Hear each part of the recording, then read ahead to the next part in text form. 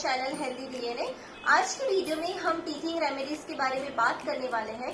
मतलब बच्चों के टूथ इरप्शन के टाइम पे हम उनकी हेल्प कैसे कर सकते हैं उसके बारे में हम डिस्कस करने वाले हैं। आज का मेरा ये वीडियो प्रीवियस वीडियो का ही एक एक्सटेंशन है, एक पार्ट है, जिसमें मैंने डिलेड डेंटिशन के बारे में बताया था, कौन सा दांत कब इरप्ट होता है और टीथ इरप्शन की वजह से मदर और बेबी को क्या प्रॉब्लम हो सकता है उसके बारे में बात की थी। तो आज के वीडियो में हम बात करने वाले हैं कि बच्चों को टूथ इरप्शन के टाइम पे क्या क्या समस्याएं होती है, उसके क्या क्या लक्षण होते हैं और उन समस्याओं का हम कैसे समाधान या फिर रेमेडीज कर सकते हैं। पर अगर आपने मेरी पहली वीडियो को नहीं देखा है तो मैं उसका लिंक आई बटन पे जरूर दे दूंगी। मेरा ये सजेशन रहेगा कि यंग पेरेंट्स को वो दोनों ही वीडियोस देखनी चाहिए ताकि वो बच्चों के टूथ इरप्शन और उनसे जुड़ी कुछ बातों को सही से समझ पाए। तो चलिए वीडियो को शुरू करते हैं।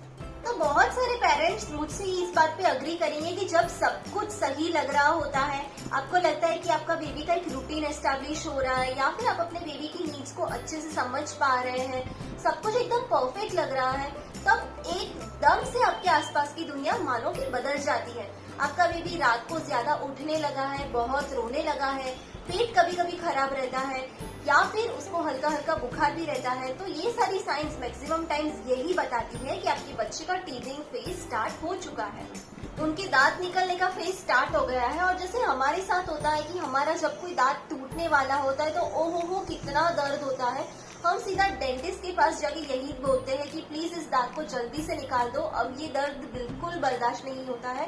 तो अब जरा ये सोचिए कि बच्चों के गम्स तो इतने सॉफ्ट होते हैं, इतने मुलायम होते हैं और उनमें ये दांत निकलता है तो उनको कितनी परेशानियां होती होगी और वो बता भी नहीं पा रहे हैं।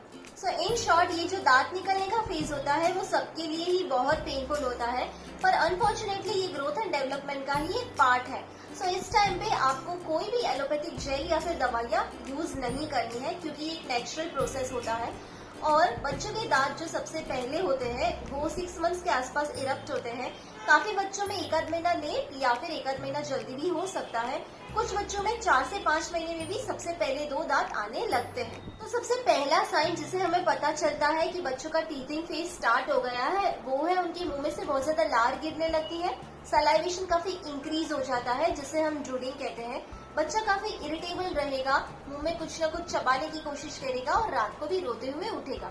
और हाँ, रोने की बात हुई है तो मैंने पहले एक वीडियो बनाया है जिसमें मैंने इन डिटेल बच्चों के 12 रीजंस ऑफ क्राइम के बारे में बात की है। उस वीडियो को भी जरूर चेक करिएगा, उसका लिंक मैं नीचे डिस्क्रिप्शन बॉक्स में दे दूंगी।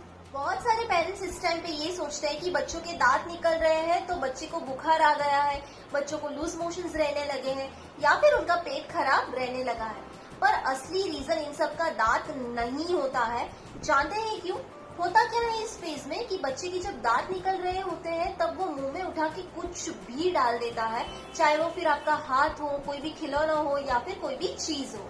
बच्चा बस उसे उठा के अपने मुंह में डालना चाहता है क्योंकि बच्चों को टीथ इरप्शन की वजह से इरिटेशन हो रहा होता है और उनको वहाँ पे कुछ भी लगाना बहुत ही अच्छा लगता है। पर एक बेबी ये नहीं समझ पाता है कि कौन सी चीज साफ है और कौन सी नहीं।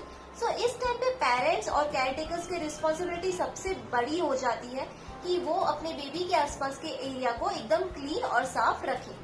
बच्चा जो भी चीज यूज कर रहा है, अपने मुंह में डाल रहा है, कोई टॉय हो या फिर कुछ भी और हो, ध्यान रखिए कि वो एकदम साफ हो।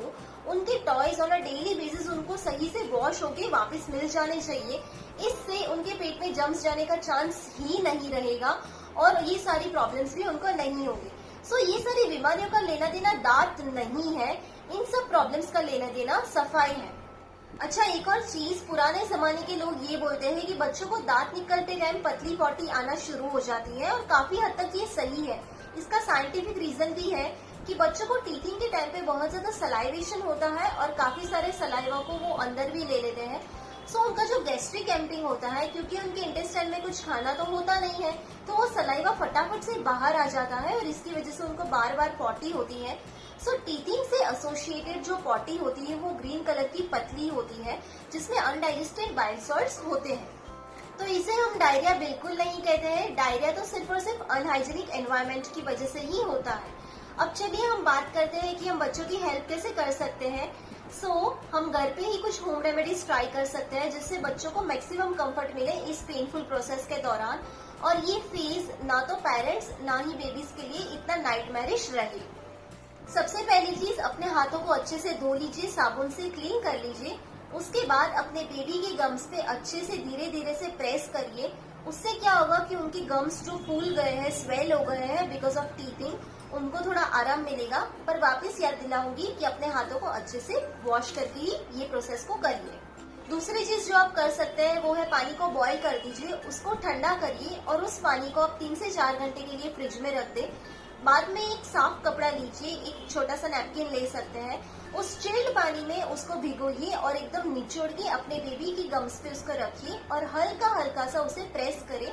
इससे क्या होगा कि आपकी बेबी को बहुत आराम मिलेगा। आपने कभी ध्यान दिया होगा कि आप जब कोई दांत निकलवाते हैं या फिर आपका दांत टूट जाता है तो डेंटिस्ट आपको क्या कहते हैं? आपको ये कहते हैं कि घर जाके ठंडी ठंडी चीजें खाइए, योगर्ट खाइए, कस्टर्ड खाइए, आइसक्रीम खाइए, पर गर्म चीजों को अवॉइड करिए क्योंकि ठंडी चीजों से आपको आराम मिलेगा। सो सेम चीज बच्चों में भी होती है, क्योंकि ठंडी चीजों से उनको सेक मिलेगा तो उनको काफी अच्छा फील होगा।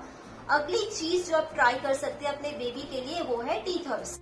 सो अच्छी क्वालिटी का टीथर ही यूज करें, प्लास्टिक का टीथर बिल्कुल यूज ना करें। उसकी जगह आप सिलिकॉन का टीथर यूज कर सकते हैं क्योंकि वो नॉन रिएक्टिव होता है। सो बच्चा जब टीथर के ऊपर च्यू करता है तो उनको बहुत ही सॉफ्ट, सूदिंग और काम फील होता है और उनका सलाइवेशन काफी बाहर भी आ जाता है। अगर आपका बच्चा 8-9 महीने से ऊपर है तो उसका वीनिंग स्टार्ट हो गया होगा। तो आप क्या कर सकते हैं कि जो सब्जियां होती है जैसे कि कैरेट है, कुकुम्बर है, उनको लंबे स्टिक फॉर्म में कट कर दीजिए और उसको ठंडा होने के लिए फ्रीजर में रख दीजिए। कुछ देर बाद उसको निकाल के अपने बच्चे को दे दीजिए। बच्चा उसे टॉय समझ के अपने गम्स पे लगाएगा और वो ठंडा होगा, इसलिए आपके बच्चे को बहुत अच्छा फील होगा।